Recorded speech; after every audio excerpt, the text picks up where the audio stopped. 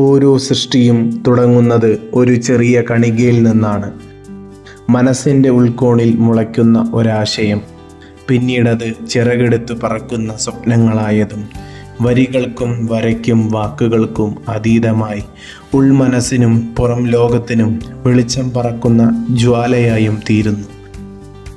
AMCയുടെ ശാന്തമായ കോണുകളിൽ ഞങ്ങൾ ഒത്തുചേർന്ന ആ ദിനങ്ങൾ, മനസ്സുകൾ തുറന്ന് ആശയങ്ങൾ പങ്കുവച്ച സമയങ്ങൾ, ഒടുവിൽ കൽപ്പനാശക്തിയുടെ നാളങ്ങൾ ജ്വലിച്ച നിമിഷങ്ങൾ.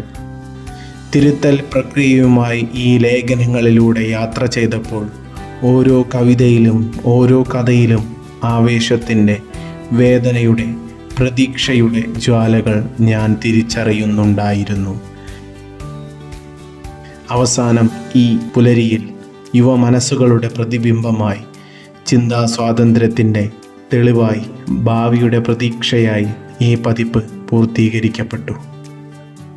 ആ പ്രകാശന വേദിയിൽ സംതൃപ്തിയുടെയും ആത്മാഭിമാനത്തിൻ്റെയും നിമിഷങ്ങൾ കടന്നുപോയി.